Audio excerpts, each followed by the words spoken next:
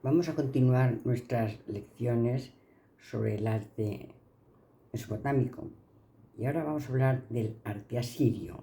Hemos hablado últimamente de los asirios y nos vamos a ocupar de su arte, tanto del arte del imperio medio asirio como del imperio neo-asirio. El arte medio asirio va a estar caracterizado por cada uno de sus reyes. Cada uno de sus reyes va a tener una manifestación cultural. El primero será Almansar, el segundo Tukulti-Ninurta, el tercero Tiglat-Pileser I. Bueno, hay que destacar, para empezar a hablar del arte asirio, de un personaje muy importante, Austen Henry Layard. Austen Henry Layard fue el que descubrió los lamassus, que son estos genios alados que se encontraban en las entradas de los palacios asirios para protegerlos de sus malos augurios. Ya hemos dicho que los reyes asirios eran altamente temerosos y además de ser muy crueles, eran por otra parte muy cobardes y tenían mucho miedo de todos los entes malignos. Y colocaban en la entrada de los palacios estos lamassus o especie de esfinges aladas para protegerlos de sus males. Este es Austen Henry Layard. Austen Henry Layard fue un arqueólogo inglés que se aventuró en primer lugar a controlar a los jefes locales, porque sin estos es imposible explorar nada en el Oriente. Entonces lo que hizo fue controlar a los jefes locales y así encontró el primer yacimiento asirio y lo excavó. Cuando llegó a Inglaterra, en 1848, publicó el libro Nínive y sus relatos. Luego además lo amplió con una colección de láminas donde hablaba de los monumentos de Nínive. Bueno, aquí tenemos a Austen Henry Layard, que lo tenemos vestido como de militar, controlando a los jefes locales en las exploraciones que estaban haciendo para tener su beneplácito, sin el cual no se podía trabajar en el Oriente. Aquí tenemos un movimiento de tierras para liberar estos lamassus, que los vemos aquí en la parte de abajo, que estaban enterrados entre estos escombros que es lo que había quedado de la destrucción de las ciudades asirias. Porque como ya hemos dicho, en Mesopotamia no vamos a encontrarnos como en Egipto las cosas más o menos ya visibles. Aquí no vamos a encontrar tels a montañas de piedras y dentro de ellas tendremos que explorar para encontrar nuestros tesoros. Bueno, pues aquí ven, por ejemplo, un lamassus que está siendo trasladado y esto es una ilustración del Lord O'Neill. Es decir, que todas las investigaciones de Layard tuvieron gran repercusión en Inglaterra. Fue una persona muy reconocida desde el principio y fue muy, muy elogiado. Aquí tenemos, por ejemplo, una inscripción en recuerdo de Austen Layard como descubridor de la ciudad de Nínive. Le agradecen los servicios que ha hecho a la reina, lo que ha hecho al país con sus trabajos de arqueología, y esto lo entrega el Foreign Office para que sepan que Inglaterra reconoce la labor de su gran arqueólogo en el mundo asirio. Bueno, Layard trasladó espléndidos ejemplares artísticos que forman una de las colecciones más bellas de antigüedades del Museo Británico. Encontró los terribles lamassus que protegían yacimos de los palacios de los malos espíritus, porque ya hemos dicho que no eran decorativos, eran como para asustar a los malos espíritus si llegaban, porque ellos son un pueblo muy violento, hasta sus dioses. Decíamos que Asur era un dios muy violento, pero no obstante, ellos temían muchísimo. Por eso hacían colección de libros contra los malos augurios, por eso se pasaban la vida intentando protegerse de ellos. Pues aquí vemos un bellísimo lamassus para que veamos su bellísima composición. Tiene cabeza de hombre, tiene cuerpo de toro, tiene alas, es decir, que son animales o seres mitológicos que ya digo que adornan los palacios de todo el mundo asirio. Bueno, pues en Nimrud aparecen los primeros relieves asirios con criaturas sobrenaturales, así como con la aparición también de ladrillos policromados.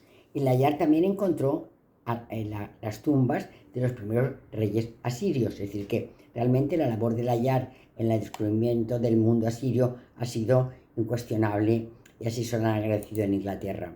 Aquí tenemos las criaturas sobrenaturales que las vamos a encontrar en muchísimos relieves asirios. Es decir, son como ángeles alados, como protectores del medio. Suelen portar como una especie de bolsito, que no es un bolsito, sino que es un lugar para tener agua como para bendecir, como un hisopo, donde van a ir bendiciendo lugares por donde se encuentren.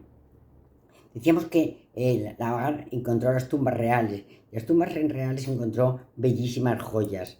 Por ejemplo, aquí tenemos un collar maravilloso encontrado en una de las tumbas. Aquí tenemos unos pendientes y un colgante también encontrado en las tumbas. Aquí tenemos esta especie de casquete que utilizaban las reinas a modo de corona, de una belleza extraordinaria, de una delicadeza maravillosa y además muy barroco, es decir, que muy elaborado, con flores, figuras femeninas aladas, es decir, que eran unos trabajos de una calidad extraordinaria. Aquí los vemos, los pendientes, la corona real. Estos son una especie de colgantes que llevaban en la parte de delante, con una especie de cascabeles al fondo, que cuando caminaban hacían como una especie de música que les acompañaba. Aquí los vemos también. Este es un collar, maravilloso collar, de una de las reinas asirias. Y estos son los brazaletes también de las reinas asirias. Sortijas maravillosas, otro collar, otra sortija. Todo esto se encontró en las tumbas reales de Nínive. Bueno, pues hay también de la época de Tukulti-Ninurta, el segundo rey de la época medio-asiria, que se encuentra en la ciudad de Berlín. Está dedicado al dios Nuska, y en él aparece el rey de rodillas, detrás el sacerdote, y luego lo que es el trono del dios Nuska, no está representado el dios, está representado su atributo, que es una especie de cuaderno y un lápiz, que son sus símbolos. Aquí lo vemos, el rey, el sacerdote, detrás el trono del dios con su atributo. Esta especie de página y esta especie de lápiz donde el rey va a anotar las cosas importantes que vayan a acontecer. Aquí lo tenemos a mejor tamaño, se ve el rey, el sacerdote y el trono con el atributo del dios. Bueno, pues había un antiguo santuario de la diosa Ishtar en Asur. Es de la época también de Tukulti-Ninurta, pero realmente apenas queda nada. Bueno, realmente no quedan más que los cimientos y han sido muy difíciles su lectura, porque sabemos muy poco. Y lo que sabemos es por lo que aparece en los sellos de esta época. Aquí tenemos una representación completamente figurada de lo que debió ser el templo de la diosa Ishtar, que mandó construir el rey Tukulti-Ninurta de la época medio asiria. Ya digo que es una representación que se basa tan solo en algunos cimientos que se han encontrado y en la aparición de sellos, porque sí que hubo sellos. Por ejemplo, este es uno de los sellos del Imperio Medio Asirio. Se encontraron algunos sellos que nos han dado también luz sobre el arte de este momento del Imperio Medio Asirio. Bueno, realmente el arte se va a desarrollar en el Imperio Neo-Asirio.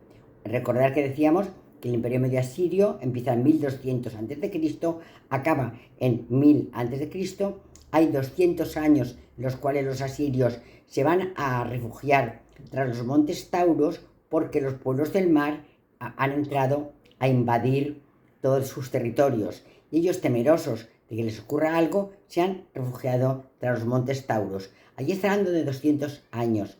en estos 200 años se van a rearmar, se van a hacer fuertes, van a aprender técnicas de guerra. Cuando se consideren rearmados, volverán otra vez y recuperarán las tierras que anteriormente tenían y además multiplicarán por muchísimo el territorio, llegando desde el Tigris hasta el Mediterráneo, bajando por toda la costa de Palestina, llegando incluso a conquistar en algún momento las tierras de Egipto. Es decir, que van a conquistar Palestina, Siria, lo que soy Turquía, la parte de Egipto, toda la zona de Mesopotamia, el Tigris y el Éufrates, incluso van a atravesar los montes Tagros y van a atravesar los montes Tauros, y por los montes Tauros van a salir hacia el mar, hacia Fenicia, y van incluso a llegar a las tierras de Gadir. Es decir, que el imperio neoasirio va a aumentar de tamaño, de fiereza, de fuerza y de innovación, porque va a ser un pueblo que ya decíamos el otro día, que además de guerrero va a ser agricultor y gran inventor, sobre todo de técnicas guerreras. Bueno, sus principales reyes neoasirios van a ser, para recordarlos, Asur-Nasipal II, Salmansar III, Tiglat-Pileser III, Sargón II, Sennacherib, Asargadón y Asurbanipal. Por supuesto que no son todos, hemos dejado muchísimos. Hemos elegido los más importantes y de los cuales tenemos algún resto arqueológico que nos permite identificarlos. Asurbanipal II construyó la ciudad de Ninrub en el año 883 a.C.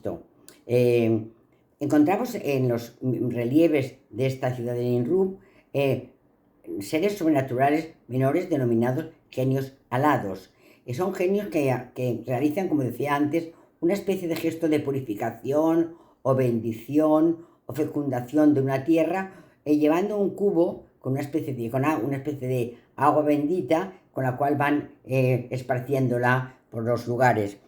Vamos a ver que van maravillosamente vestidos y además tienen el pelo y las barbas muy meticulosamente elaborados. Son relieves de una calidad extraordinaria que vale la pena visitarlos en el Museo del British. Este es un genio alado de Ninrub del año 870 a.C. Y vemos esto que decíamos, esta especie de bolsito que portan, que es como agua bendita con la cual ellos hacen bendiciones, libaciones, fecundaciones del territorio. Llevan, por ejemplo, su pelo muy bien elaborado, unos trajes muy bellamente decorados y unas alas que los acompañan. Es decir, son genios alados, no son dioses, son reyes, son genios alados. Otro genio alado, con la cabeza de pájaro, anterior con la cabeza humana, genio alado también, con el mismo utensilio para bendecir los territorios.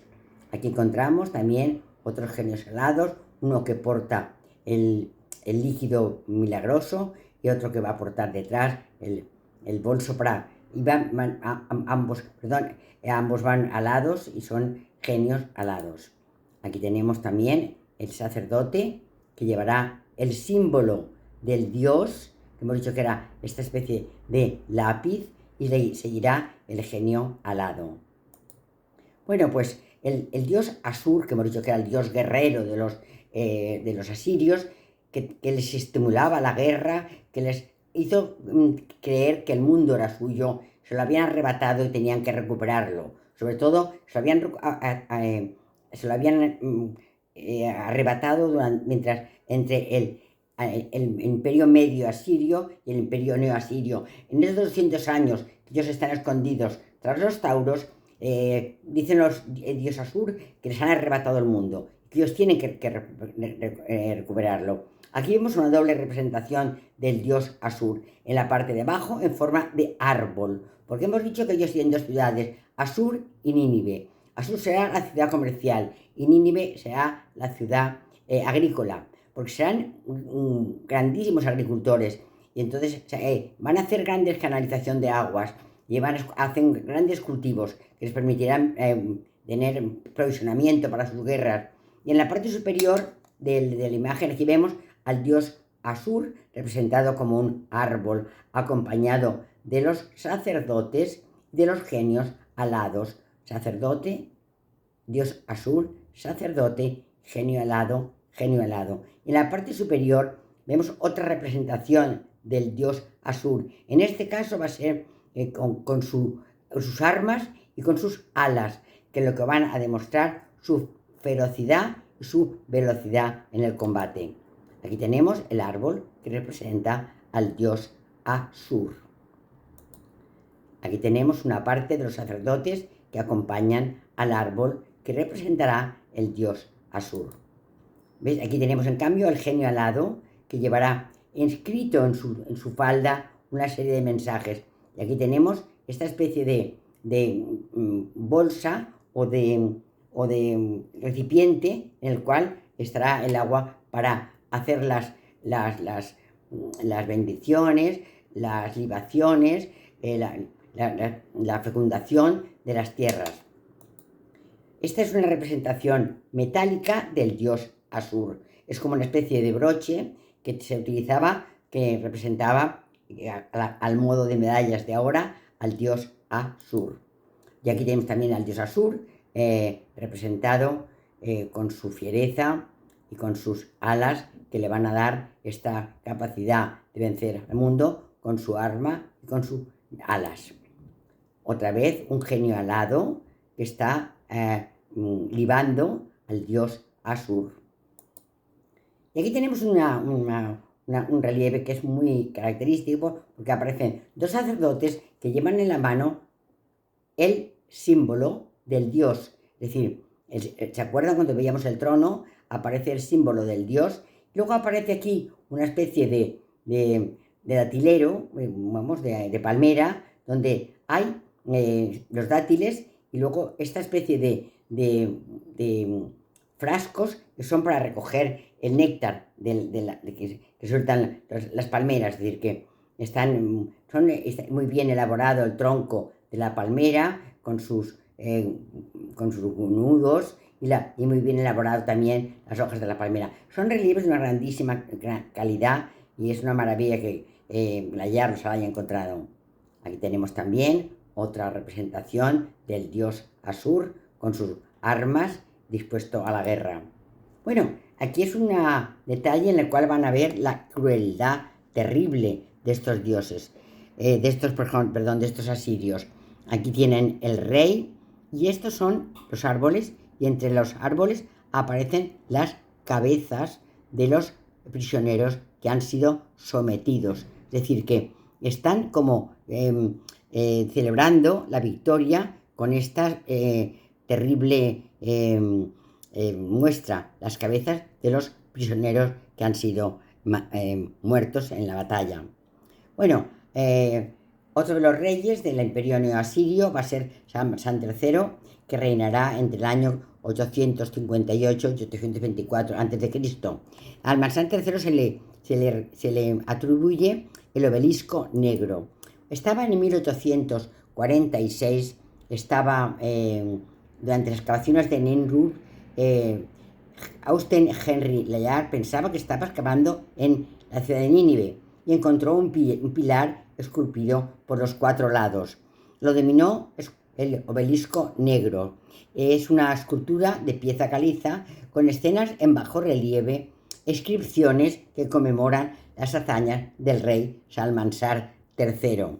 Se verá en cada uno de sus frisos a una serie de reyes o de personajes haciendo ofrendas, y entre los frisos aparecerán unos letreros en la parte inferior y en la parte superior que alabarán las acciones bélicas del rey Salmansar III. Salmansar ordenó colocar el obelisco en la plaza central de Nimrud como un monumento público. Están esculpidas 20 escenas en relieve, 5 por cada lado, y hemos dicho que representan a 5 reyes ofreciendo tributos y postrándose ante él, ante Salmansar, que era el rey de reyes. Cada una de las escenas ocupa una de las 4 paredes alrededor del pilar.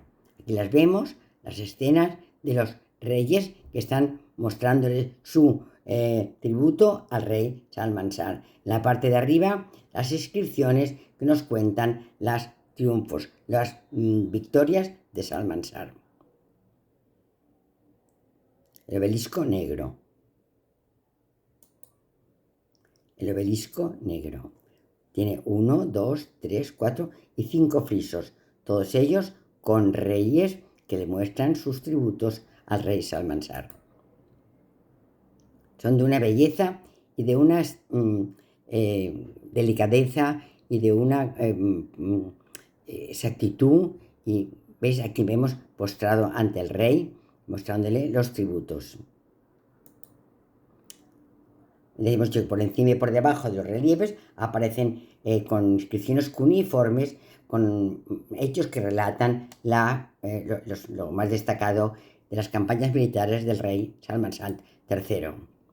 Es muy importante desde el punto de vista histórico porque en él aparece mencionado por primera vez un personaje bíblico, el rey Jehú de Israel.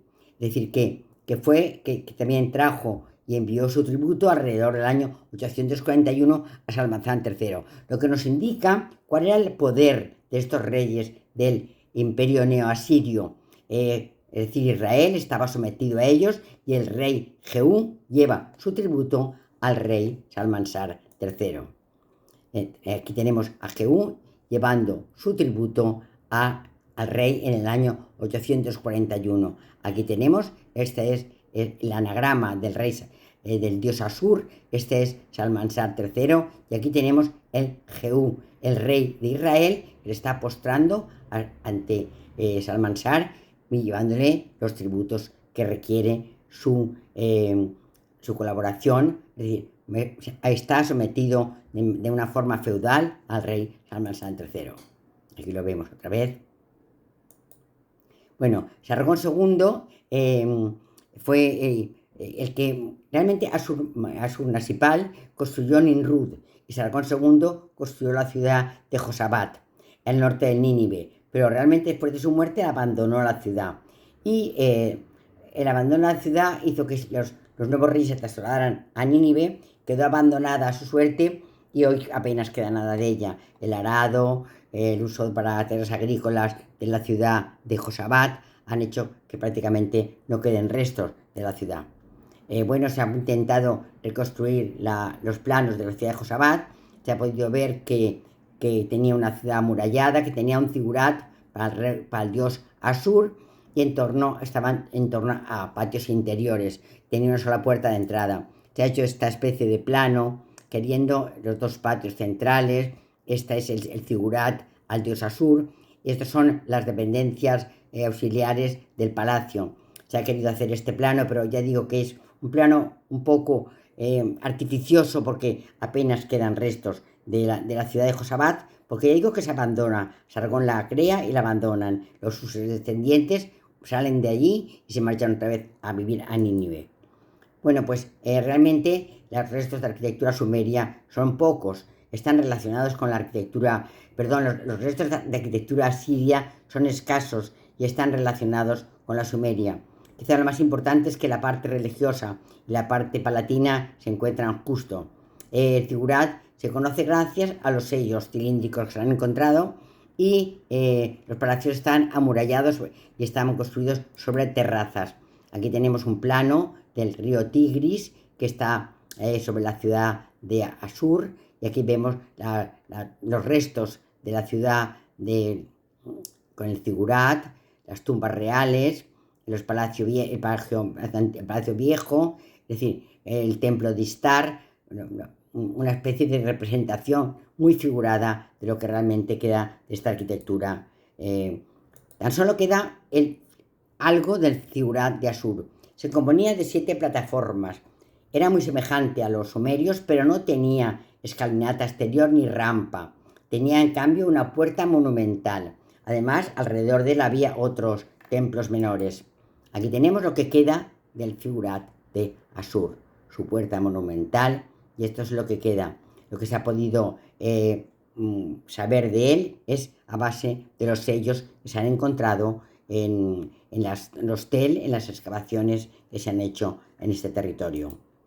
Bueno, la escultura y el relieve van a ser muy importantes. El relieve, la escultura está representada por una escultura que son pseudoexentas, porque están pegadas siempre a la pared del fondo. Son los lamasús, aquellos leones alados que tenemos en constancia custodiaban el trono del salón del palacio de Josabad. Es decir, hemos encontrado en casi todos los palacios asirios, la entrada al palacio estaba custodiada por estos lamasús, estos leones alados. Aquí los tenemos. Estos son la entrada en la ciudadela de Josabad.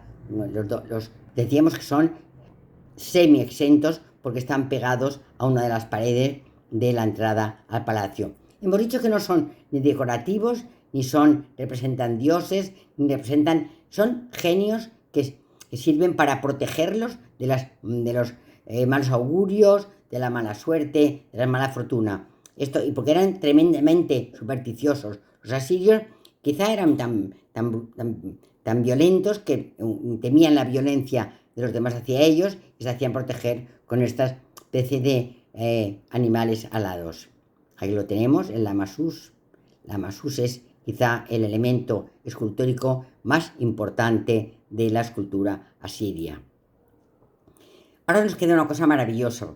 A mí me pareció maravilloso cuando no sabía ni lo que era.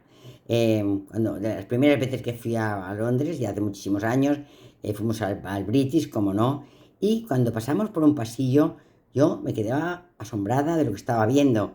Y que estaba viendo los relieves asirios de Asurbanipal, del año 670 a.C.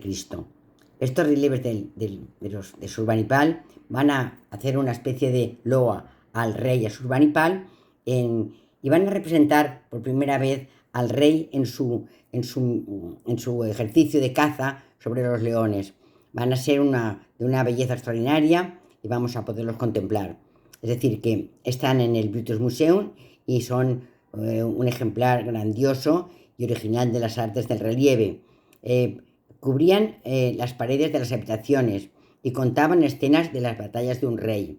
Ese tema era el más importante y quizá fue un tema inventado por ellos. Estos relieves fueron creados en el año 670 a.C. y eran mostrados por el rey como símbolo de poder. Representan escenas idealizadas, ya que difícilmente el hombre puede acabar con un león cuerpo a cuerpo. Estos leones eran cazados previamente y eran dormidos o debilitados para que se enfrentaran con el rey. Nos encontramos ante bajorrelieves que son de alabastro y de piedra caliza. Son escenas siempre con Asurbanipal como protagonista y siempre cazando leones. Es un arte muy realista y expresivo, mucho más que las capas anteriores.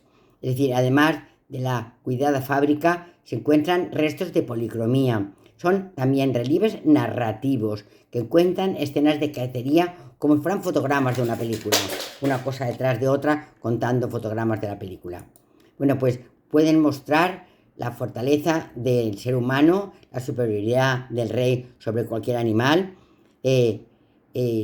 Como máximo líder, él puede con todo. No hay profundidad. Se colocan las figuras, todas ellas, en el mismo plano. Es decir, no hay punto de fuga, no hay perspectiva. Son relieves planos. Aquí tenemos la sala maravillosa del arte asirio del Museo Británico.